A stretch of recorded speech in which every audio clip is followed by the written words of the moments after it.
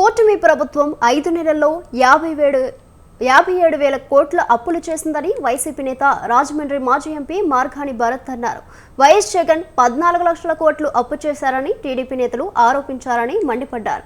ఇప్పుడు అసెంబ్లీ సాక్షిగా 6 లక్షల కోట్ల అప్పులు మాత్రమే ఉన్నాయని తేల్చారని తెలిపారు.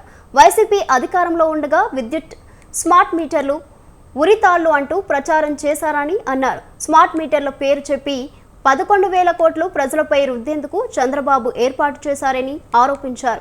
సంపద సృష్టించడం అంటే ట్యాక్స్లు పెంచేయడమే అని ప్రశ్నించారు.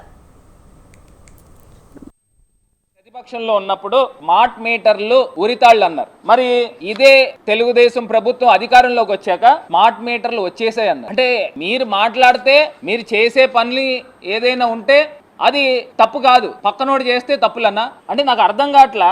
ఇదే చంద్రబాబు నాయుడు గారు ఆయన చెప్పిన అంశం చూడండి, రైతు మెడకు ఉరితాళ్లు వెయ్యవద్దు, రైతు మెడకు ఉరితాళ్లు వెయ్యవద్దు అంటే స్మార్ట్ మీటర్లు ఈయన ప్రతిపక్షంలో ఉన్నప్పుడు మాట్లాడిని. ఇప్పుడు ఏం మాట్లాడుతున్నారు?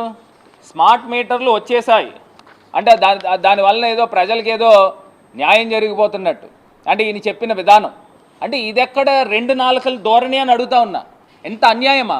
ఇంత అన్యాయంగా మాట్లాడుతూ పైపెచ్చిన ఈ 5 నెలల్లో ఈయన చేసిన నిర్వాహకం ఏంటంటే సుమారుగా 57,000 కోట్ల రూపాయలు అప్పులు చేసిన ఘనుడి కిందన మనం పరిగణించాలి. 57,000 కోట్ల రూపాయలు.